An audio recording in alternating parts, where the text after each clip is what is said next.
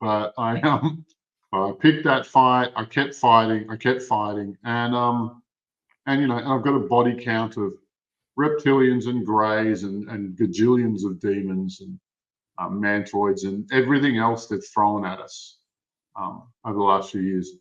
And like they're actually, you know, and you're right that, you know, Lucifer at least respects me. You know, he speaks to me with respect.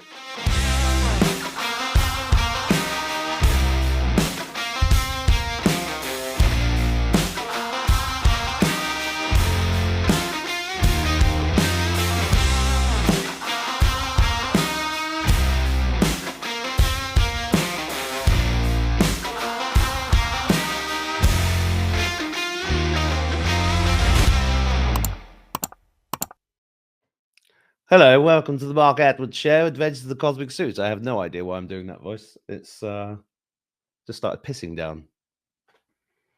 It's Ireland in summer. It's lovely. Demons. Let's talk about demons.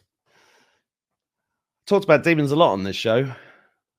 Regular viewers will know when I first got online talking about this stuff, I got told, I just came out with it. I just said my first memory was demons in my bedroom when I was 3 years old. And then I thought, oh, I'm ruined. All my business clients are going to leave now. And that was 4 years ago. And we've talked a lot about demons. But you know how consciousness works. So most of you do. Most of you, if you've never seen me before, then this will be news to you. But the way it works is that something will pop up. And then it will be in your field. And then before you know it, something happens with that. So being specific about this particular one, I started accidentally. I mean, nobody told me to. I found this guy online called Alobar Jones, and I started watching him about a month ago. And then 2 weeks ago, I get an email from him saying somebody told him he should speak to me. So here he is. Oh, how do I explain who you are, Mr. Demon fighting professional exorcist Australian man with a strange first name? How's that? Yeah, that sums me up in a sentence. I love it. Yeah, but I don't know how you become a career exorcist. I wouldn't. It definitely wasn't what my school guidance counselor told me to do, but it just sort of happened a little by little, and I drifted into it. And the more I did it, the rewards were awesome. Like just seeing people get their lives back, seeing everything turn around for them was just made the whole exercise worth it. Well, it is the highest calling, I think, in this realm, isn't it? Definitely, maybe. Yeah, it could be. I'm sticking around in this field, not because it's necessarily that fun, but just because it's so needful. Like there's such a massive gap in this area that if I'm not feeling it, then who is? Well, I'm going to tell the viewers that have not seen you before. There's an interview. You did an interview with Lucifer, and I sat and watched that, and I was just going, yeah. It was brilliant and I love the way God chose you to do this, because you just tell them how it is, and there's no fear whatsoever, and they show them true selves to you. And their true self is so banal, isn't it? Really, in a way, it's so childish. It's pathetic. You know, like Lucifer has the biggest reputation in town. You know, he even took the top job off of Satan. But you know, when you meet him, like you realize he's all public relations. There's nothing actually interesting about him. He's just a little brat. You know, he's absolutely the most wretched little bastard you could possibly meet. You know, and there's nothing impressive about him. He just cheats better than absolutely everybody. In the most literal terms, absolutely everybody. He cheats better than me. No, but there's no respect there. I thought I'd bring that one up at the beginning just to capture the attention of the viewer, because it is, for me, coming out about demons and stuff was, like, as I said at the beginning, was I was kind of embarrassed. Because it kind of got knocked out of me as a kid, you know, and I got distracted by life. And then But then I kept weird things happening. You know, I got somebody spiked me with LSD once, and I had a 6-hour conversation with Satan in my living room. And it was like that conversation you had with Lucifer, and I've watched a few of the others. And also, there's a few things I want to remind me to talk about Beelzebub. But you've had a big thing recently with the Baphomet. But just to tell the viewers about this, you've assembled a team of what you'd call veteran astral projection specialists, right? Yeah. Do you want to tell us There's a little bit? Yes. Do you want to tell us a bit about how that works and what exactly you've been doing? All right. So we think that planet Earth is about to fall under the shroud of evil, right? And if you watch the great health crisis of 2020, right, it's hard to debate that. You know, it's hard to see, you know, lies built on lies built on lies to get the injections in people. But you know, we've been watching Earth become a less and less friendly place for humans to live, and it just doesn't make sense. You know, our world leaders are liars to a man. You start looking at secret societies and realize that they're plotting against us. And like there's no part of human endeavor that makes sense anymore. You know, churches aren't about religion anymore. Hospitals aren't about health. Schools are not about education anymore. Like you scratch your head at all of the different possibilities, you know, of how did things get so bad? And, you know, they've hid the answer as to why things got so bad. It's because evil is trying to wrest control of the world from us. And they're doing a very, very good job. But I was one of the handful of people who was actually competent at facing them. And I started, when the health crisis of 2020 started, I thought, well, look, this is their big bid. This is their big bet. They're going to, if they get this through, who knows what life on Earth will look like, you know? Or it's written in Agenda 2030 what it'll look like. It's nothing pretty. And so I thought, well, you know, I'm going to start a fight with them on the astral planes, and as above, so below. If the more I destroy up here, the less progress they're going to get down here in the 3D. And I actually didn't expect to last 3 months, but I picked that fight. I kept fighting, and you know, and I've got a body count of reptilians and greys and gazillions of demons and mantoids and everything else they've thrown at us over the last few years, and like they're actually, you know, and you're right that, you know, Lucifer at least respects me.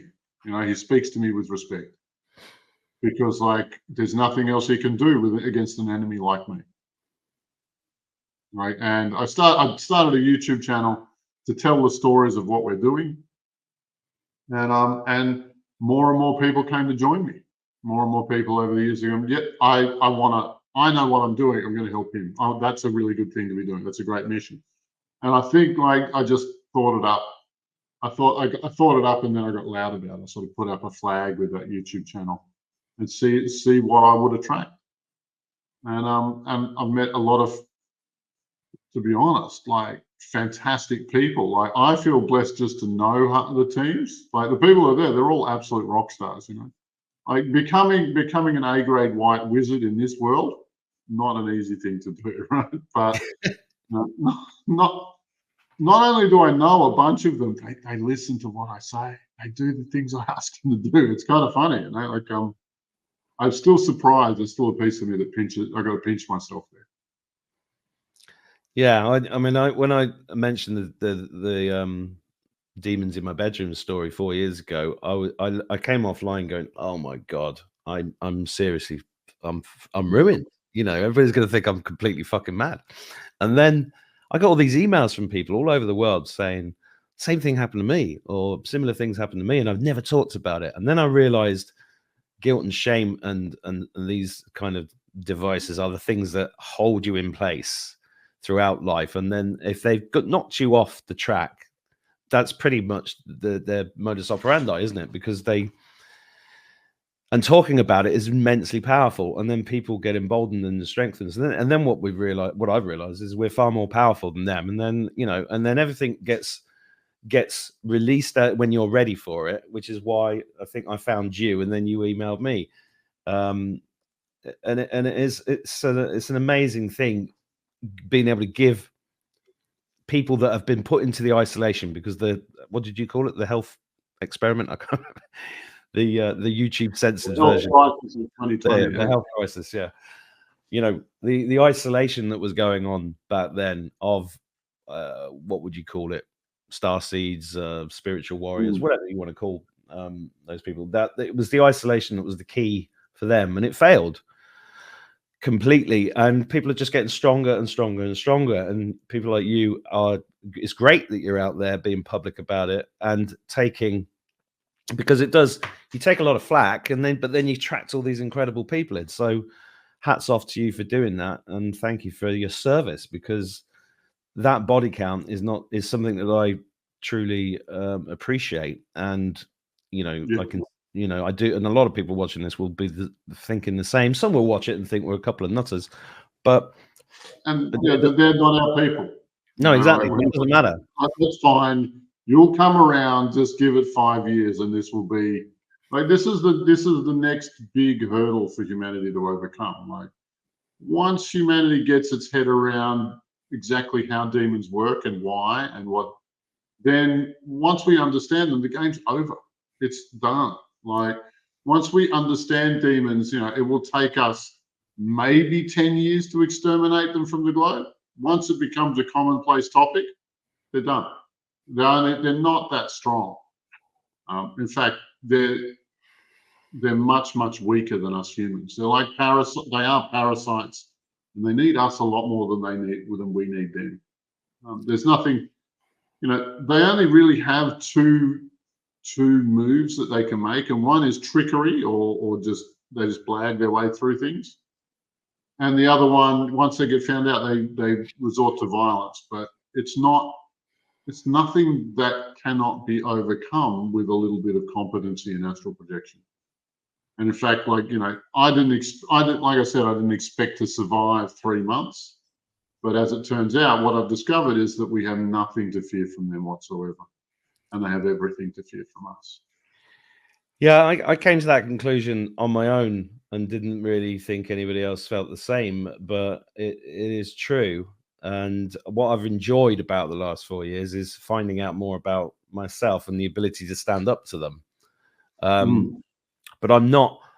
I've done a few astral projections, I would say, but not. I didn't take it up. How did you get to the astral projection side? Because for me, it's a different journey, but which you might know more about than me, actually. But how did you get to that point? What was your upbringing like? How did you get to the point where? Oh, no. It's like I wasn't into mysticism at all. Like I think in my 20s I was competing for a girl with a guy who was talking about chakras, and I ended up shirt fronting him and shaking, just go, stop with the BS, stop it. Like it just anyway. So that was my approach to mysticism in that state. I ended up joining Alcoholics Anonymous. Getting sober was the most difficult thing I've ever done. 6 of the 12 steps.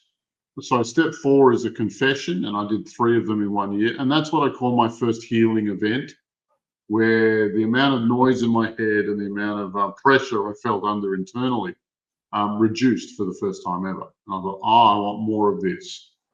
And so I did step 4 with 3 times in 1 year. And then with diminishing returns, I wasn't getting it. It wasn't as good as the first time. So, but I knew that AA had a low plateau, like, you don't get that far with it. And that step 11 says go and through prayer and meditation, find God. Yeah, sure, great. So I went out shopping for a God because, you want to check out, if, you at least want to test drive a few gods before you really commit. But I went to the old school churches and they weren't that much good. I went to the newer happy clappy churches, the ones that they do all the singing and dancing. I said, "Oh, what's your program here?" They said, "Find Jesus." I said, "Great. I want books on how to do that. I want a mentor. I want step-by-step instructions so that I know I'm not just talking to the wind." And like they'd never heard of this. They didn't get. I said, "Okay, bye. Oh, that's enough of that." I hung out with the Buddhists for a little while. I did landmark. The Buddhists, if you know, they'll teach you stillness meditations and breath meditations for about 5 years, and then when you're good at those and you're ready to put on the orange robe, that's when they'll teach you all the funky astral projection stuff. But of all the people who have the good or had the goods, it was the hippies, actually. The hippies have their spiritual healing stuff, and all they wanted was some money, and I had some, so I gave it to them. And I ended up, the first course I did, I thought, this is good. I'm getting something out of this. I did another course and I got better returns. And then I just started doing more and more of them. I ended up studying 15 different systems of healing, none of which taught me shit about dealing with demons, because the hippie world does not want to know about them. The New Age movement there is no place for demons in the New Age world. Their philosophy glosses over that in the ugliest way. And so, but what I did see, I would go to Alcoholics Anonymous meetings and I'd scan people and I'd see them just covered in those parasite spirits, in the pain bodies that Eckhart Tolle got famous for discussing. And I thought, well, there's definitely something here. There's a link, because these guys in the 12-step meetings have got tons more than the guys who don't. And so, like, I'm going to figure this out. And it took me about 4 months to get rid of the first one off of me. And after that, about 3 or 4 days later, I go, this is how normal people feel all the time. I feel great. Yeah. Well, this is what I'm doing now. I'm going to pursue this. And here I am. Here I am, like, leading teams of astral projectors, elite astral projectors, I should say, against the massive forces of evil trying to take over the planet. I'm holding back a fucking invasion, I think, or at least that's what they're telling me too. What are they telling you? I was speaking to Moloch this morning. If you know who Moloch is. The big owl fella that they all sacrifice chickens to, and children. Well, yeah, Alex Jones. And the ball. I mean, he's there with the Phoenicians. That goes way back, doesn't it? Yeah, well, Moloch is the guy. If you want to do a trade, like, I want the promotion. I want the big job, and you tell me what it takes to get it, Moloch. And Moloch will make sure that whatever he takes off you, it turns to ash in your mouth. Like, you'll realize that it wasn't worth it. Like, you make a deal with the devil, and if you're not particularly clear, it's Moloch who'll take up that.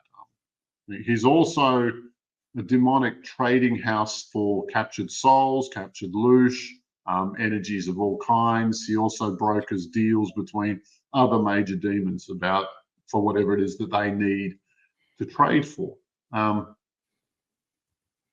Yeah, but I said to him this morning, we're really making a mess of all of your demonic infrastructure. And he goes, yeah, you really are. And, well, that makes me happy. was how far that conversation really went. But Moloch's the guy who Alex Jones got famous for. He's the guy, Alex Jones, Moloch's worth investigating, because he is behind the scenes, but he's very, very powerful. He's definitely on the inner circle. Definitely one of the top 5. Yeah, so Alex Jones did a film in 2001 going into Bohemian Grove, where they have this huge concrete statue or whatever it's made of Moloch, and Hillary Clinton referred to Moloch in public about 10 years ago. Yeah, I think. in her emails, she says, I'm going to have to sacrifice a chicken to Moloch, but you know that she doesn't mess around with chickens, but we know what chickens are. Yeah. And so what's interesting about this for the viewers, Alobar, is that there's this structure, a hierarchy. There's trading. There's a whole infrastructure there, right? There's a whole infrastructure and economy. Last year I interviewed the 7 deadly sins, and we have one. What the most interesting one was lust, actually. You see, because lust, that was a demon designed for breaking up marriages. And a century or so ago, everyone was married, and when you break up a marriage, then there's all sorts of guilt and shame and remorse and misery, not just for the two involved, but the entire culture has a sigh of desperation, and there's so much drama and so much pain, right? Now, let's say it was guilt. Because of a divorce, the guilt was magnified, right? And then guilt would send some of that loose, would pay a backhander to lust as a thank you for setting off all this drama. And Sure. lust was connected to a dozen other different demons who all paid them for setting this off. But it gets even more interesting when I tell you that lust is kind of obsolete these days, because she was designed, and I say specifically designed for human culture. Like demonkind is evolving to suit our culture and the way we operate and our emotional sets. And so now lust is not really the biggest, baddest demon in that arena. You have, because lust, who's telling married men and married women that they can get away with cheating, cannot compete with the OnlyFans models, cannot compete with Pornhub, cannot compete with Tinder and all of and overusing Tinder. I'll just put it that way. Like, she's not built for that. That's not how she operates. So a lot of her old stomping ground has been taken over by a deity called Pistis Sophia. Pistis Sophia we call the dark feminine. She's the one who she's definitely pushing feminism, which is feminine empowerment through victimhood, which is like such an oxymoron, such a nonsense statement. But that's how it is. That's what's working. And that women can have anything without any repercussions. Well, yeah, that's working very well. There's a couple of questions, if you don't mind me interrupting. You said there a very interesting word when describing lust. You said that lust was designed. Yeah, good call. What do you mean by designed? Well, look, who's designing lust? That's, now you're talking. Now you got the real question. You see, demons don't have any imagination. They are really quite basic creatures. They are programs almost. And I think, because even Lucky Luke, sorry, I keep referring to Lucifer as Lucky Luke. So if I say that, it's just because I don't like saying his name that much. With Lucky Luke, he said that he's not the one designing them. And I would suggest that he is the brains trust of demonkind. He's the smartest one of the lot. He's definitely the trickiest one of the lot. But all of the loosh that is being collected, all of the misery, all of the pain, all of the remorse, all the suffering, he's not the ultimate beneficiary of it. He's not the one who, the buck doesn't stop with him. It's not his bank account. He's only keeping about 5% of what passes through his hands. The rest of it goes upstairs. And so we've been working hard for a while trying to identify who exactly is the beneficiary here. And what we've found is that above Lucifer is a character called Metatron, who's talked about in religious texts. Well, most people think he's an angel. Well, he's the Lord of demons and angels, right? Yeah. Okay. And let me tell you the demon and angel story, right? And the first thing I want to say is we have never met an angelic hit squad.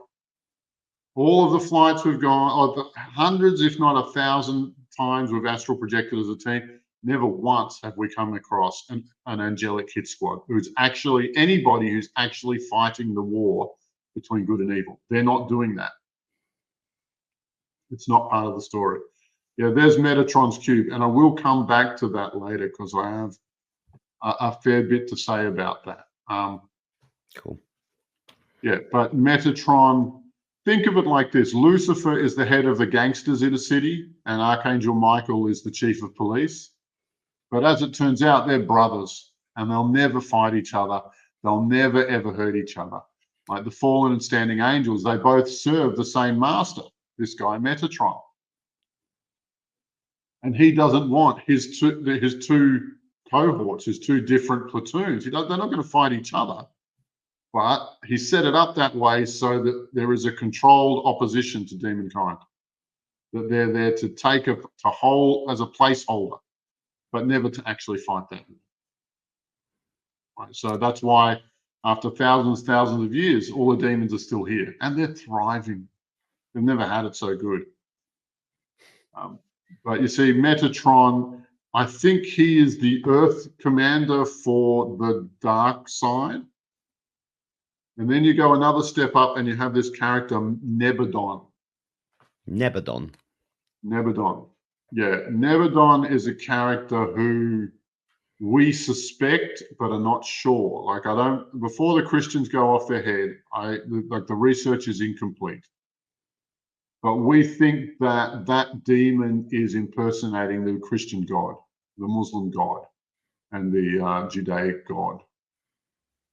That's who we think he is. He says he's Jesus, but he's pretending to be the be-all and end-all for creation on earth, and a lot of the prayers for God go to him. But again, we think he is just the regional commander for a galactic force. And we're decently sure that there is a galactic AI invading this galaxy. Yeah, Nebadon, Urantia, Adonai. Yes, these are all Old Testament names. But who are they and what do they mean? Excellent question. And well, so that leads me just to a quick question, if I can. Did you come to a lot of this knowledge through the actual astral traveling, or through reading and then matching that up, or then FaceTime? It's all FaceTime. Yeah, there's no, we're out there literally on the cold face every week. And at the moment, I'm flying 4 missions a week. So it's we got the team keeps growing. Yeah. Just for the viewers and for me actually, when you say you're flying 4 missions a week, does that mean you're going into a deep state of meditation for a number of hours every week, and then connecting up with the other members of your team, and literally seeing yourselves in the astral, finding these demons and taking them on? Exactly, precisely that. Good. Yeah, we use Zoom so that we can have voice communication. But we'll encounter an object, we'll look at it, we'll analyze it. Everybody has an opinion. We figure out what our strategy is, and then we'll destroy their infrastructure. And we'll do it over and over and over again every week. And we're bloody good at it. That'd be funny about that. The things that used to really spook and shake us at the beginning, it's nothing. We don't raise a sweat about it anymore. Well, because that's one of the other weapons they do have for most humans, and that is fear, right? Yeah. Because and this is why all the pictures of demons are so scary, or they're constantly pushed into us as being scary. And all the ancient artwork shows them as sitting on people's chests, whispering in their ears, doing deals with priests and stuff. They're frightening creatures, aren't they? But that's just a projection, is it? Well, look, all of the different religions do talk about invisible monsters who will mess with your mind. It's if the Hindus call them Bhut-Pret, the Jews call them Ouija. I read that one too. Wetiko. I lived in Morocco. They call them the Jinn. Yeah, the Jinn are a sub-breed of demons, actually. Lower level. Yeah, they're like They're like horses and donkeys. You know, they're same, but different. Are you spiritually protected? Are you wearing the armor of God?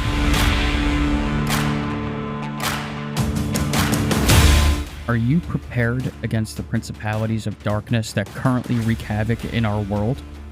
Spiritual warfare is a very real thing. Weapons of Mass Protection is the explosive and practical 5-star best-selling book from authors Abby Wynn and Mark Atwood, who both agree that humanity is in the midst of the biggest spiritual awakening in human history.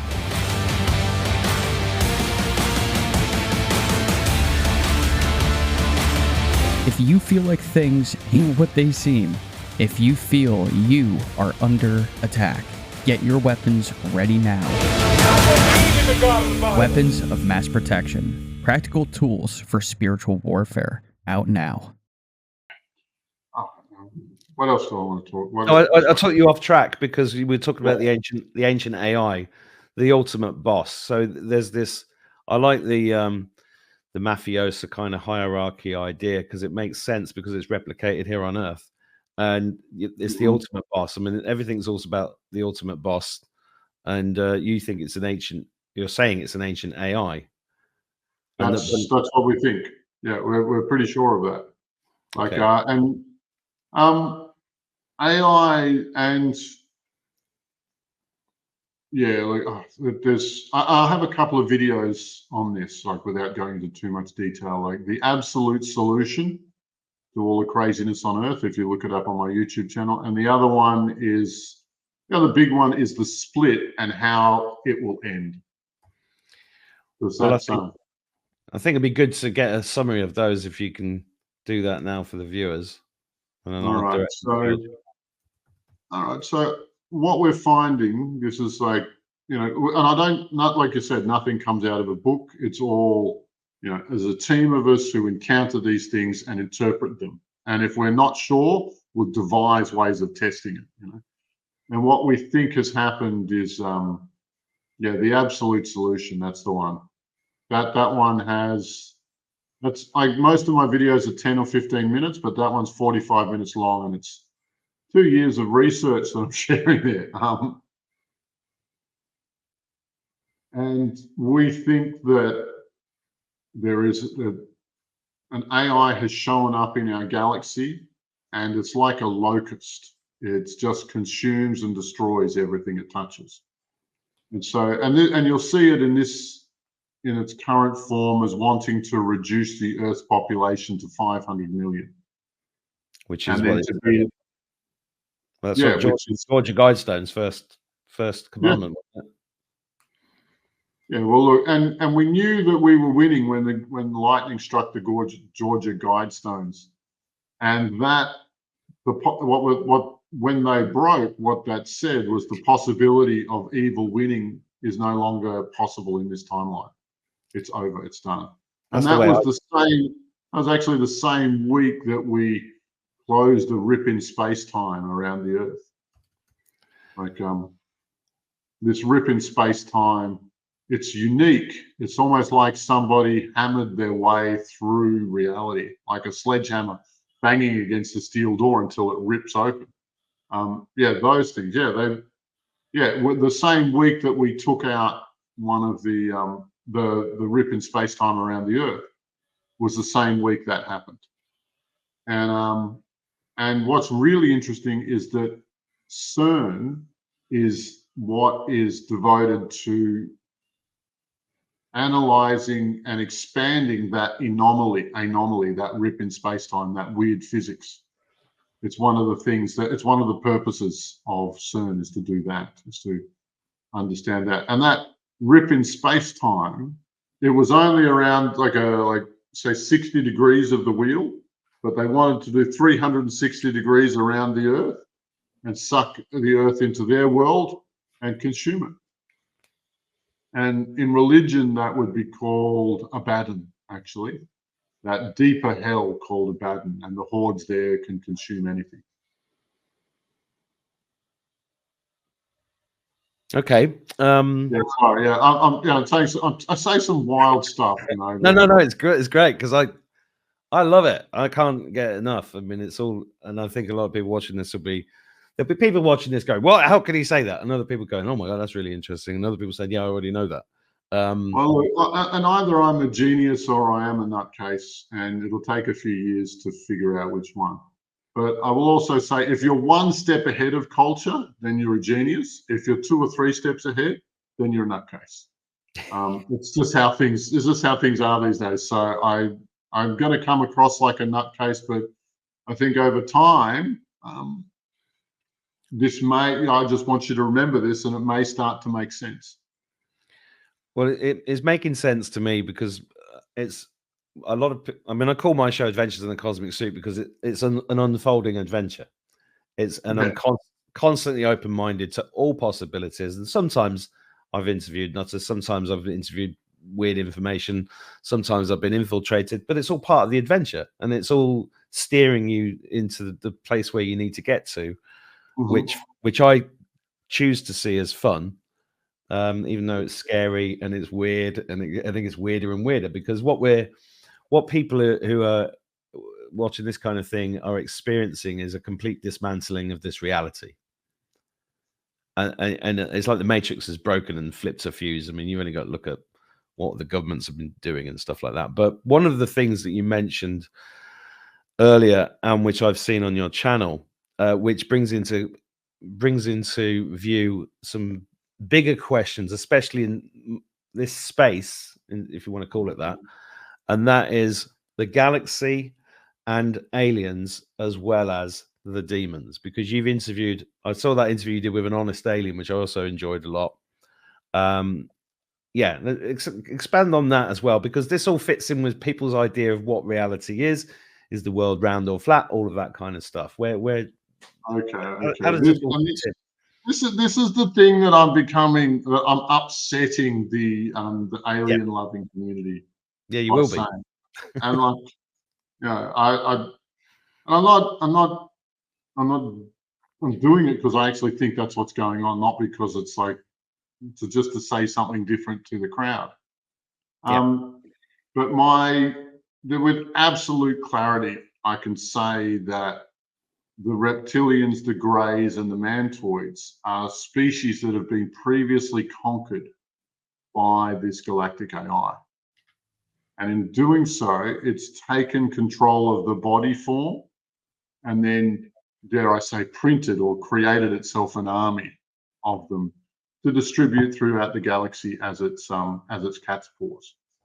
And like I listened to David Icke say last week, I think it was, he says he thinks that the reptilians might be AI as well.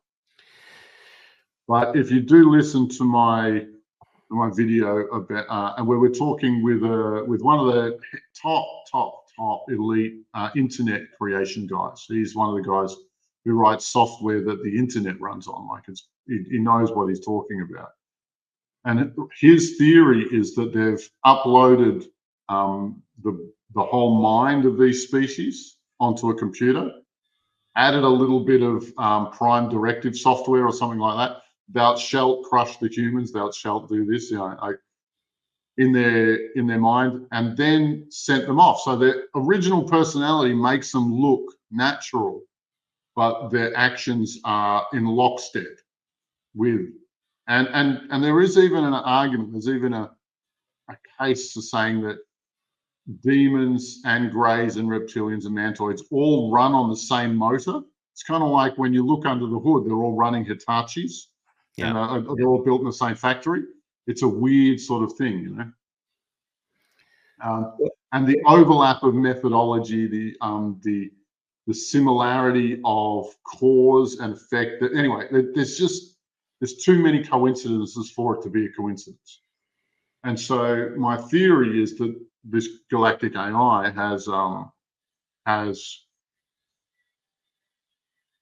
absorbed. I might even say it's bored. It's absorbed them into its great collective, and is using them against the Earth. But what really upsets the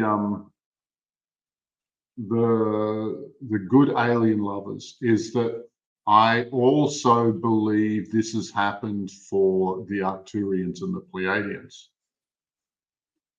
And they're doing the same thing that the angels and demons are doing, in that they've set up a controlled opposition. Well, we just lost half the viewers. Exactly. So look, with everything I say, like, you don't have to believe all of it. I'm not asking you to accept it wholesale, but you know, if they were really here to help us, how come they haven't lifted a finger? All right, how come nothing has changed?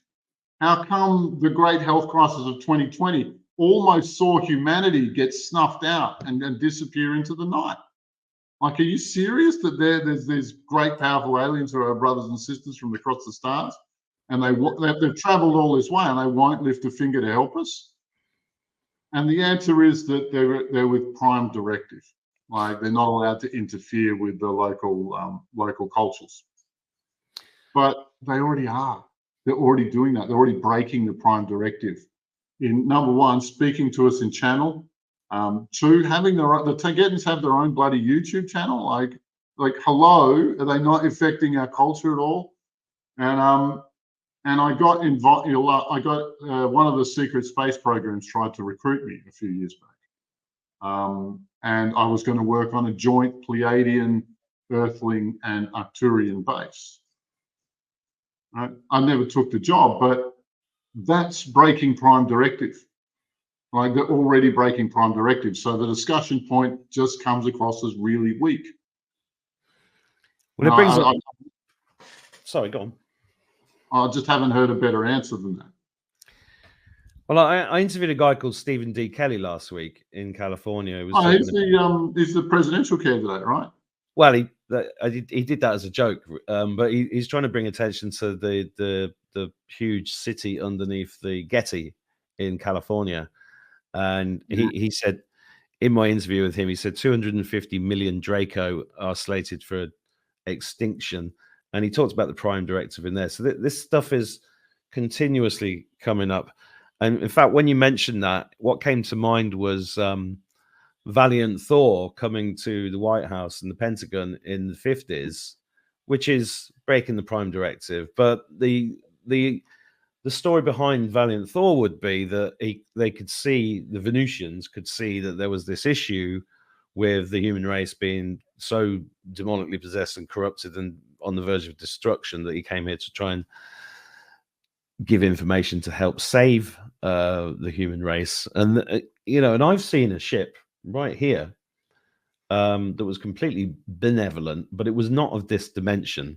It was it's hard to explain. It was almost like cartoon-like in the way that it appeared in terms of the light and it was covered in hieroglyphics, and it was obviously ancient, but it just zapped off. And I'm actually in the middle of the UFO hotspot of Ireland, in a town in the west of Ireland called Boyle, where the UFO Society of Ireland was here for a long time. And one of the guys behind that I'm interviewing tomorrow, because he set up a space telescope here, and he's an actual astronomer, doctorate, who's worked for NASA and ESA and all of these guys and published papers. But he's also got credentials out the years. Yeah, cool.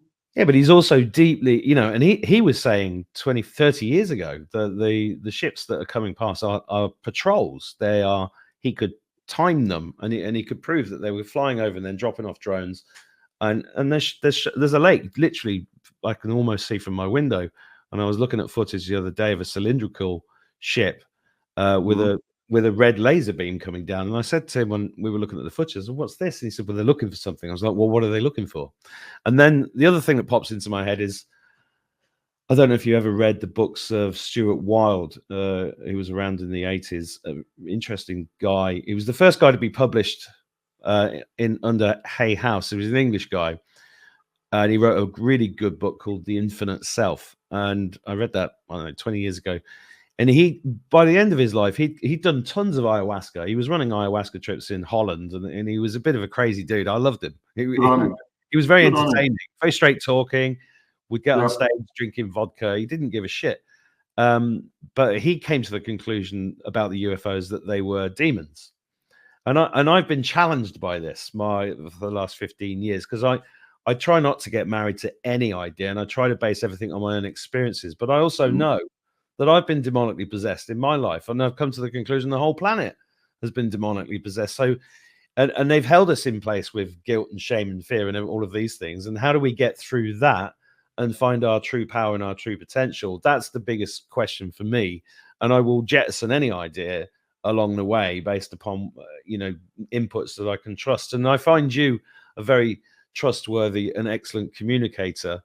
But there will be people watching this and say, well, how do you know you're interviewing Lucifer when it's coming as a channeled interview through somebody? How do you know you're talking to these aliens? And how does that get backed up with projection?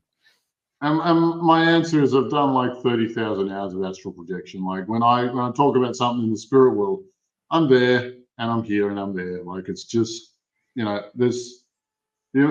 bring some very serious experience to the table. Like, but funnily enough, I just published a video today where some guy, some Iggy Pop looking dude, said he did a tarot card reading on me. He says I'm totally legit. So look, there you go. What more credentials do you need than being totally legit? Yeah, well, I told you before the show, I watched that and I enjoyed that, and I feel the same. I feel very like I said, there's a reason why you popped up in my consciousness, and there's a reason why somebody told you to come on here. Do you know what that reason is? I just assume I'm just going to let it happen. Actually, I just assumed that me being me and you being you, whatever that magical chemistry would be, like the good stuff would come out. Well, the thing where it's all fascinating. And have you written a book yet? This is just popping into my head. No, I probably should though. Like I thought I'd be lazy and just document it on YouTube, because like that is the lazy way. But we need to write it down. Like publishing a book, like I don't think the idea of writing, doing 100 hours of writing stuff, just horrifies me. Don't worry, I'm about to run a course teaching people how to write a book without writing a word. But that's done. That's what I did with the last book. We just videoed it. Yeah. Where are we at now, from your point of view, as a species? What's the next thing, and how can people help? There'll be a lot of people watching this who will be going, actually, I resonate with this. I've done astral projection. I do meditation. What can I do? How can I join in the fight? What can we practice? We're constantly recruiting people. Look, pop my name into the chat bar and write me an email with your credentials and a photograph of yourself. And that photograph will be passed around the team, and we'll scan you for two things. One, that you do have the skills you say that you do, and that your personality, you're a good character. And then we'll invite you along for a flight. If you like it, that's great. If you don't like it, that's great. It's not for everybody what we're doing. But I will say that there's no education that will substitute for the stuff we're doing. There's no other way you'll learn, global mechanics. Right now we're working on time, because they've been messing with time for the longest time. And so we're trying to repair the damages they've made to time for their own purposes. It's anyway, so back to the point. We're pretty open. If you've got chops, that's great. If you don't, I teach classes, and a lot of my graduate students are now flying in the teams. What else? And so if you don't have the astral projection skills, come to my class, because I make it so easy. I put all of the hippie waffle to one side, and it's just about technique. These are the skills, these are the tools, this is what you do, this is how it all connects together, without any hippie waffle. Which and some people have even called it engineering. Well, it is. It is, isn't it? I mean, that's what I love about your story. You go to the churches, you go, right, show me how to reverse engineer this. Where's the book? Where's the instruction? Oh, we haven't got one. We don't know either. We don't know what we're doing either. We're just doing it. Because that's how they create. That's why they created the limited hangouts and then just confuse the shit out of everybody till they die and they get recycled again. Because that's part of the trap, isn't it? I think you're 100% right there, eh? 100% right. Yeah. Yeah. But if you're not an astral projector, please just pray to the wind for the success of our teams. It doesn't sound like it's actually really easy, but please just take a moment to do it because it buoys up our efforts like you wouldn't believe. It gives us luck if you're doing that. So, not Lucy luck. That's right. That's right. Or what do you call him? Lucky Lou. Lucky Lou, yeah. Because that's where the word luck comes from, isn't it, Lucifer? That's my understanding of it. Yeah. Yeah, he's an interesting character. He really is. We will do that if you're watching this. How does somebody do that? They just literally think of you. Literally now, just like close your eyes and go, I really hope they win. I really hope everything's easy for them. I hope their life goes good. But all of those just general ramblings, like it puts your will for our success, your will behind our group, and the morphogenic field will literally lift us up. That's 100% true. And I was only having a conversation this morning with somebody about St. Patrick, because I'm in Ireland, and I was talking to a guy about the consciousness of water and the power of this intention and magic. Mm-hmm. And we were talking about the fact that St. Patrick, the word Patrick comes from patrician, which is an upper echelon Roman soldier and they had possession of knowledge, the esoteric knowledge. And, St. Patrick was actually the character that St. Patrick is based on was actually raping and pillaging this place and filling it with curses. And then everybody gives their attention to him on the 17th of March. And it's all by design. God, you want to say something? I've got a lot to say about that. I've got a lot to say about that. Like alcoholism in Ireland. Like, there's an issue, right? And yep. and this is believe it or not, I think I'm the world's foremost expert on this subject, right? See, there's this Muslim deity called Al Ghul, not like the US presidential candidate, Al-Ghul. Similar but different spelling. Yeah, similar. Yeah, it's both full of shit, right? Sorry, both full of it. But Al Ghul is a Muslim deity, and where the Christian and Muslim empires met was in Spain, and there he's called alcohol, and in English he's called alcohol.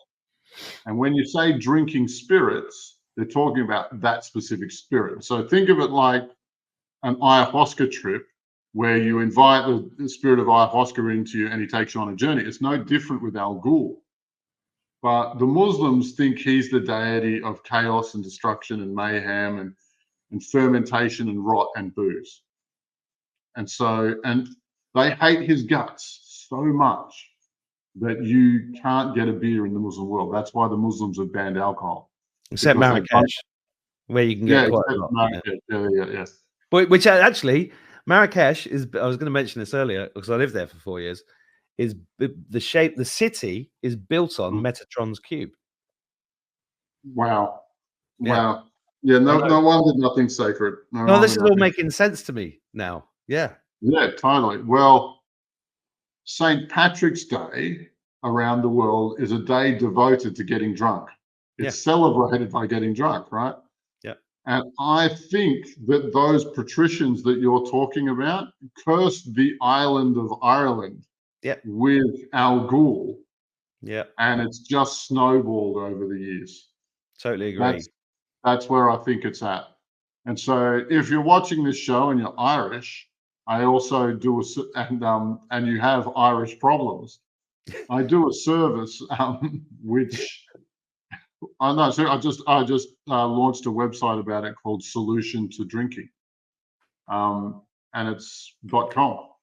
And in it, if you get in touch with me, there's a 3-step process which changes your relationship with alcohol. So instead of being obsessed by it, you couldn't care less. And the people who go through that process, they go from drinking like thirsty fish to being able to have 2 drinks and then put it down again and just call it a night and go home and look like a gentleman. Yeah, that's it. That's the one. Yeah. So if you can find that website, yeah. And those testimonials are hilarious because both of those girls are actually stunned that it worked. But you know, because there's no reference point for this, but a little bit of exorcism will do you the world of good when it comes to being alcoholic. Yeah. That's amazing. That is a service to humanity. It's like I said, I think I'm the world's foremost expert on this. And it's, you know, alcoholism is the reason I got into spirituality. And I finally unlocked the entire mystery of why some people will drink their way into the gutter and most of us don't. And the answer is the presence of one of the minions of Al Ghul in a person. And it goes even further, like that possession is complete when you're in blackout. If a person's blackout drunk, it's not the person running that body anymore. It's one of the minions of Al Ghul.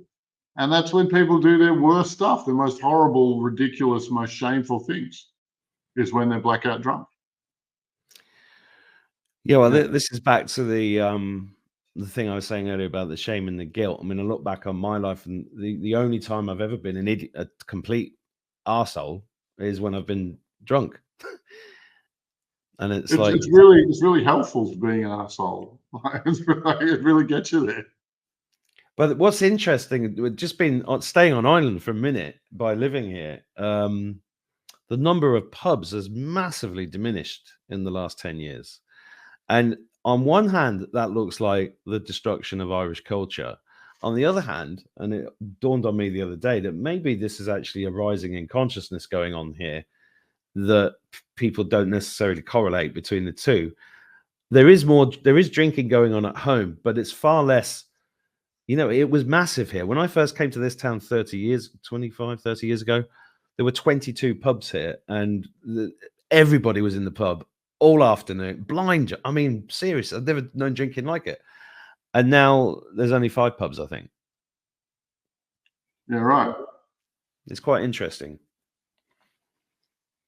And there's more cafes, and there's a lot of nice things going on at the same time as all this crazy shit. And I think that's the duality of the world we're in. But I do see that as like a rising in consciousness, that moving away from alcoholism. I mean, it's the most obvious form of demonic possession. And it's also proof that the demons have run the world. Otherwise, wouldn't there be magic mushroom cafes on every corner instead of alcohol bars? I don't know. What do you think about plant medicines? I mean, you mentioned ayahuasca and the spirit of ayahuasca, which I'm not personally into them.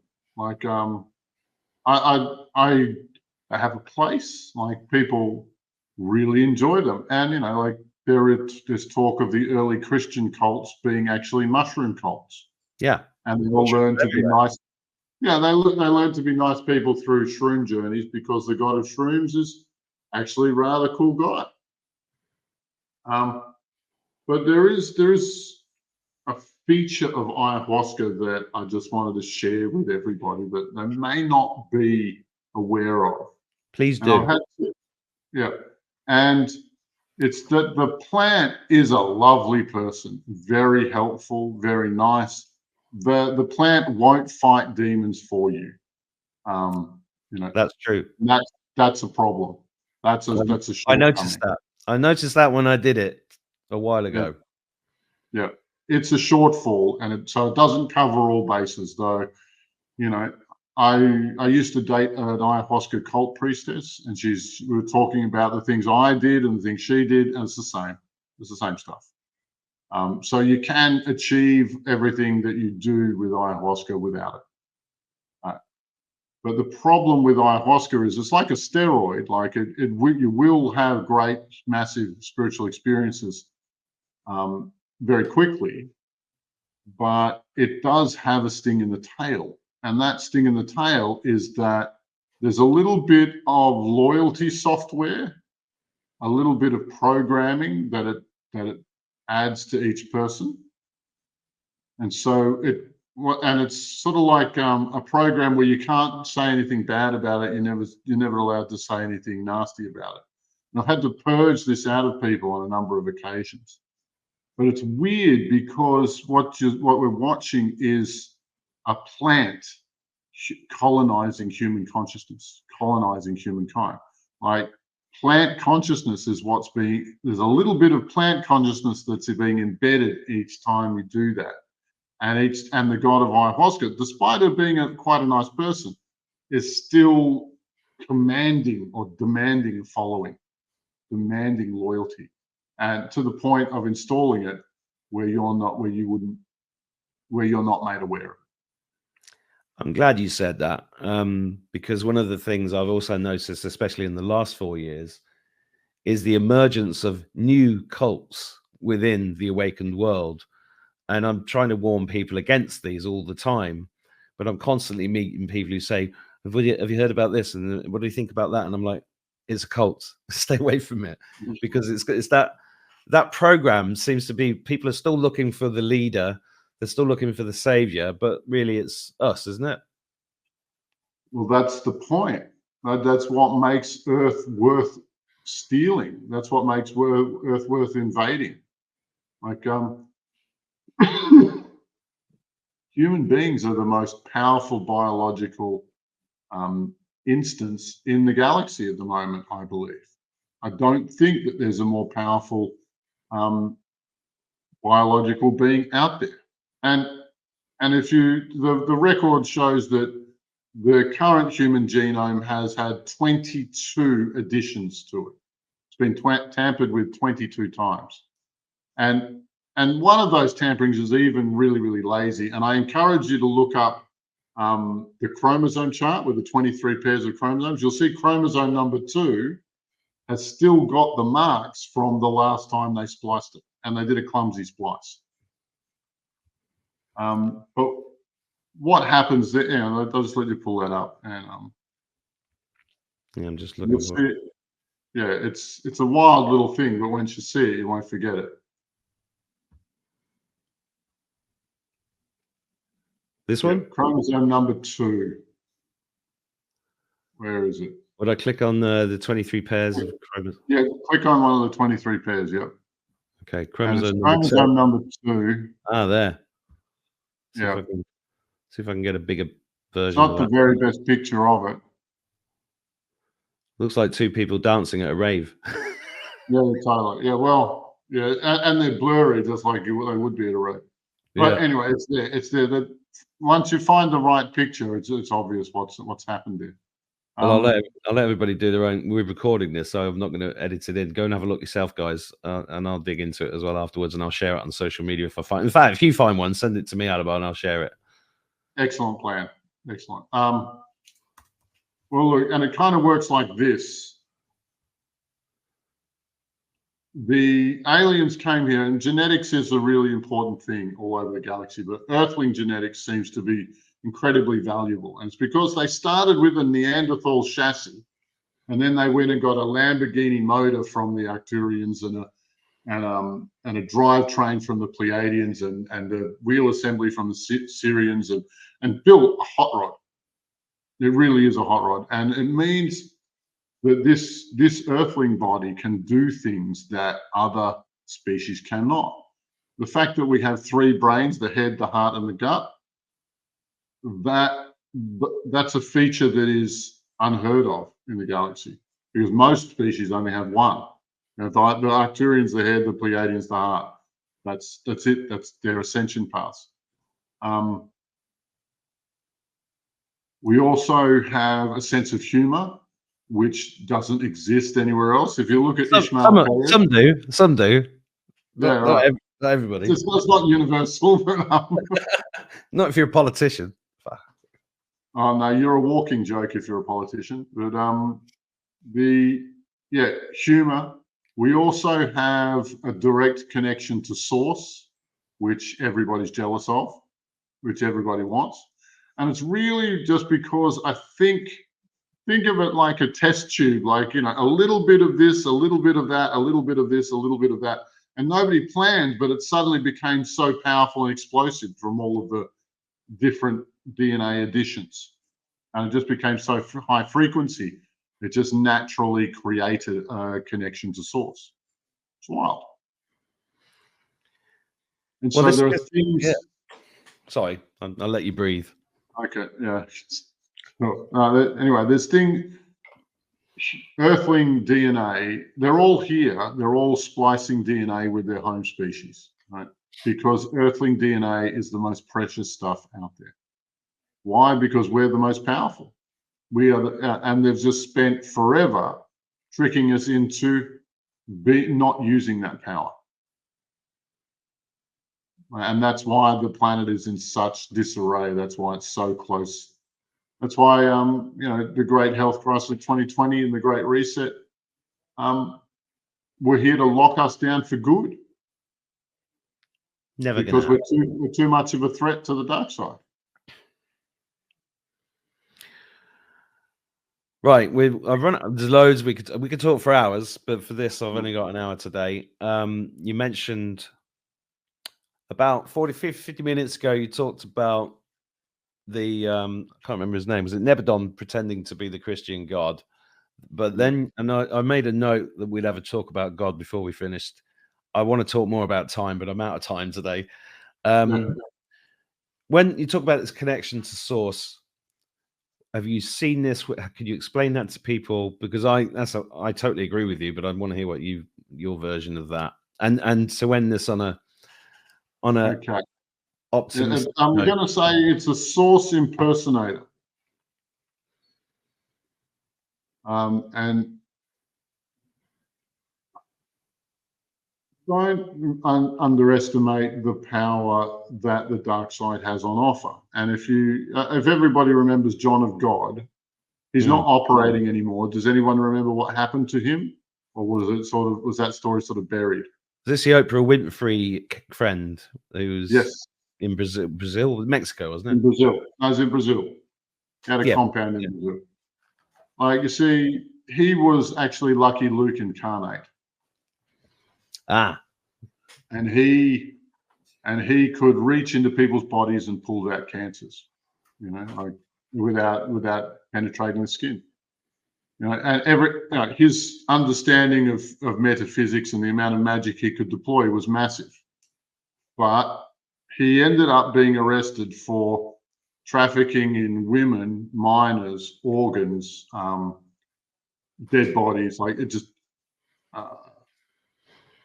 money laundering, drugs, money laundering, all of the usual, an incredible list of crimes. And it's kind of like all of the crimes that you could think of, because there's more than a few bodies buried on that compound, as it turns out. Now, that's just the environment that Lucky Luke created. So the capacity for the dark side to do miracles also exists, because they understand metaphysics to the point where they can break the rules of reality. Nebadon has pretended to be the Christian God in that fashion.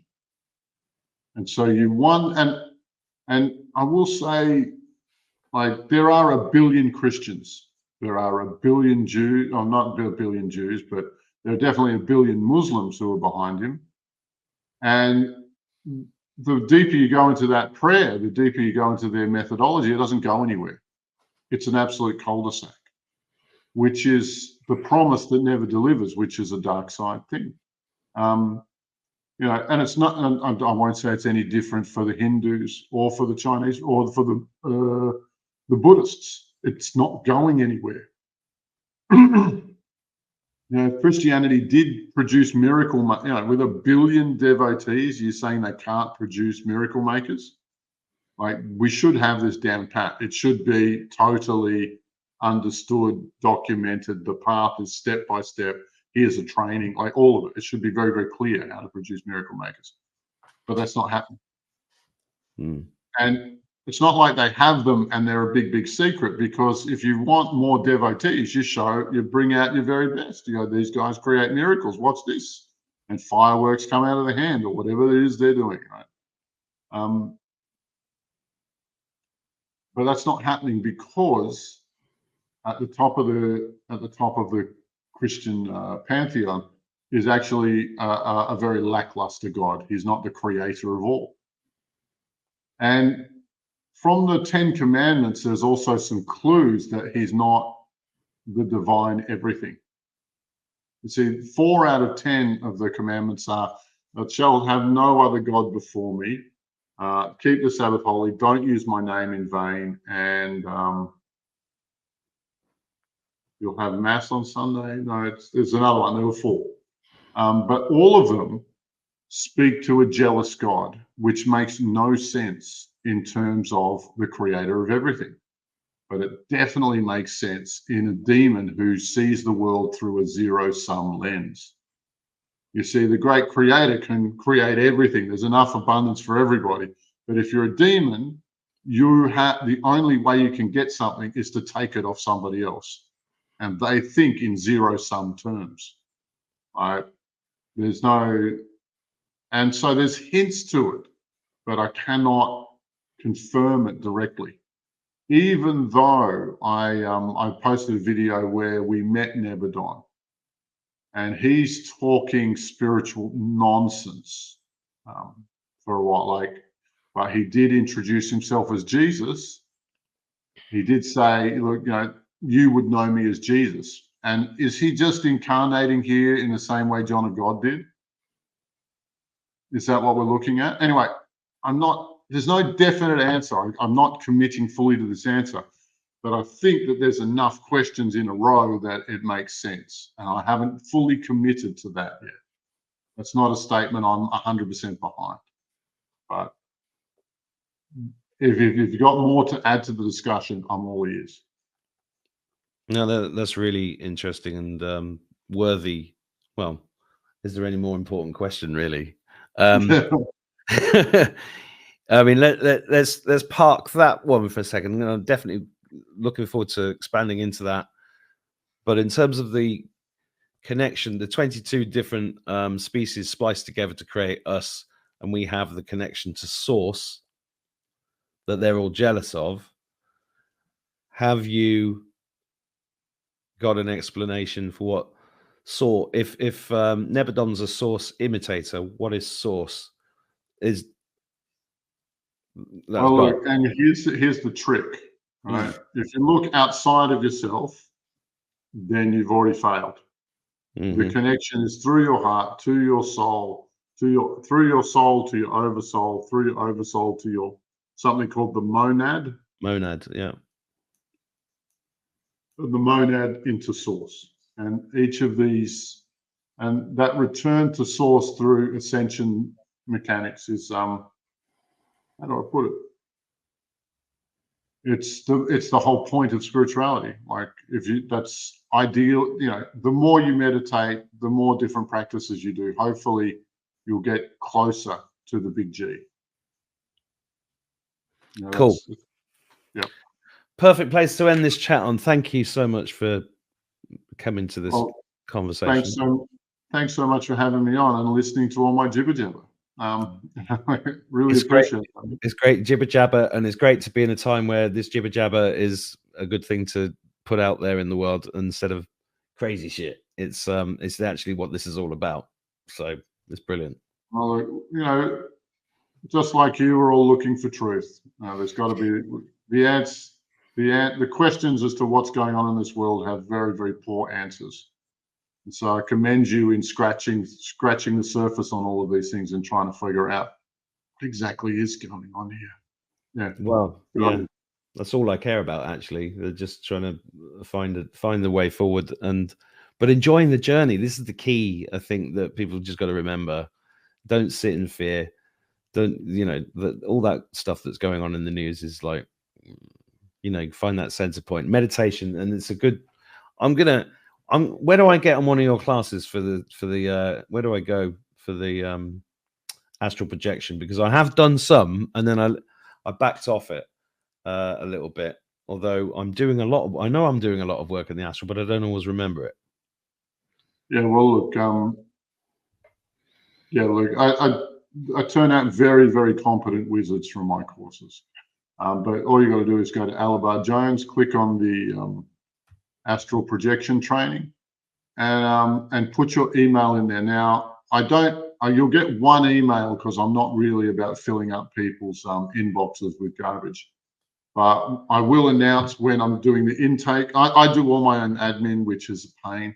But I will be announcing when I'm doing the intake for my next course, which is in October. And I look forward to seeing you all there. Cool. I'll just share the screen on that. Here we go. Oh, yeah. And spend some time on the course outline because it's probably the most comprehensive thing that you'll find. Cool. Well, yeah. All right. Great pleasure to speak to you. Thank you for everything you're doing. Thanks for coming on. Thanks so much for having me. No, it's my pleasure. Cheers, mate. Right. See you later. Very well, brother. Ciao for now. Bye-bye. Bye-bye. Bye.